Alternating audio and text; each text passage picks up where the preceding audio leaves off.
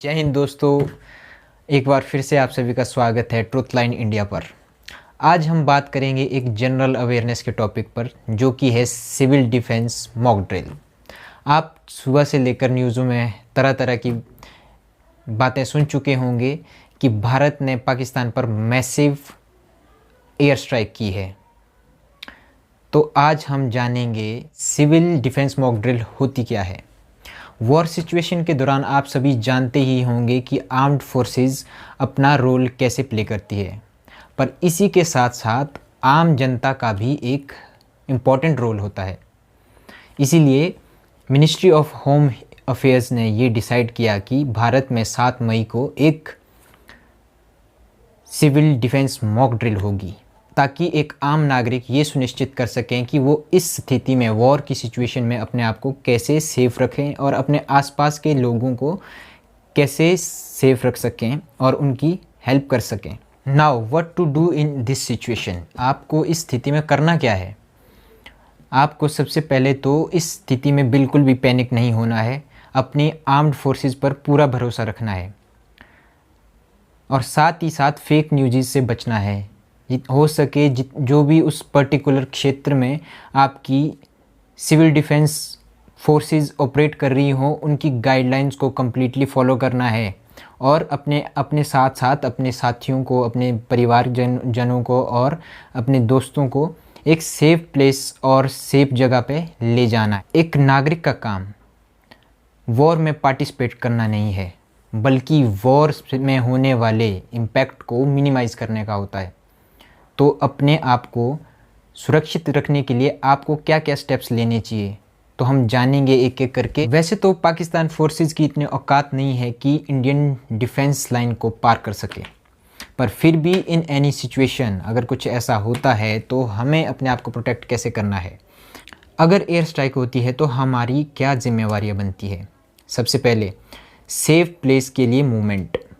अपने आप को किसी ऐसे सुरक्षित स्थान पे ले जाना है, जैसे कि किसी बिल्डिंग में बेसमेंट होती है, बहुत मजबूत बेसमेंट चाहिए ताकि आप एयर स्ट्राइक के प्रभाव से बच सकें। और हो सके तो अपने आप को कैमाफ्लाज करना है। कैमाफ्लाज मतलब कि आसपास की कोई खुला मैदान हो जहाँ पे कुछ ऐसी चीज़ें हों जिसके साथ पीछे आप छुप सकते हो, तो अपने आप को उसके अकॉर्डिंग कैमाफ्लाज करना है। दूसरा केस हमारे पास है ब्लैकआउट। ब्लैकआउट यानी पूरी तरह किसी भी स्पेसिफिक एरिया की लाइट ऑफ कर देना, मतलब लाइट को कट ऑफ कर देना।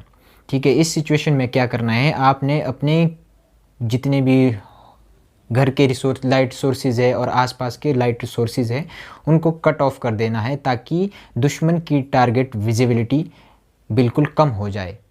ये सिचुएशन तब आती है अगर बाई चांस कोई भी दुश्मन का एयरक्राफ्ट हमारी टेरिटरी में एंटर कर जाता है, तो उससे प्रोटेक्शन के लिए इस स्टेप को लिया जाता है। तो इस सिचुएशन में भी पैनिक बिल्कुल नहीं करना है। अगेन अपनी आर्म्ड फोर्सेस पर पूरा विश्वास रखना है। थर्ड पॉइंट है इवैक्यूएशन। इवैक्यूएशन यानी अगर आपको किसी सिचुएशन में अपने घर को या फिर जिस जगह पे आप रह रहे हो उस जगह को छोड़ना पड़े, तो आप क्या करेंगे। आप सिंपल सा इवैक्यूएट करने से पहले एक 72 आवर सर्वाइवल किट तैयार करोगे, जिसमें आपकी कई सारी ज़रूरत की चीज़ें होंगी, जैसे कि मेडिकल सोर्सेज, आपके कम्युनिकेशन डिवाइसेस, आपकी इमरजेंसी लाइट्स और उसके अलावा ज़रूरत के कुछ कपड़े। कोई ज़्यादा कंबल वंबल नहीं भर देना है, उसमें ज़रूरत की कुछ चीज़ों को डालना है ताकि आपके 72 सर्वाइवल में आपकी हेल्प हो। इवैक्यूएशन ड्रिल जब आप करोगे तो आपको कॉम्प्रिहेंसिव इमरजेंसी प्लान बनाने की ज़रूरत होगी। तो आपको इसमें ये सुनिश्चित करना है कि आपको घर के किसी ऐसे प्लेस से मूव करना है, ऐसी सेफ जगह पे जहाँ पर आप पर दुश्मन का कोई प्रभाव ना हो। लास्ट एंड इम्पॉर्टेंट पॉइंट, अपने आप को हीरो बनाने की कोशिश ना करें।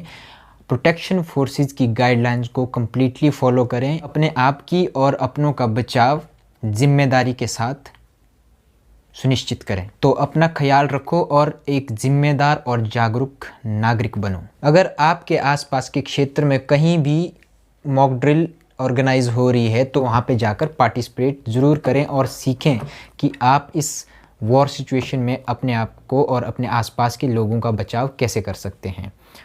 सो इसी के साथ मैं आपसे विदा लेना चाहूँगा, और आप इस वीडियो को लाइक या कमेंट ना भी करें, मगर इससे जुड़ी जानकारी को ज़रूर अपनाने की कोशिश करें और ख़ुद से इस चीज़ पे रिसर्च ज़रूर करें। इस वीडियो को ज़्यादा से ज़्यादा शेयर करें ताकि ये जानकारी सभी लोगों तक पहुंच सके।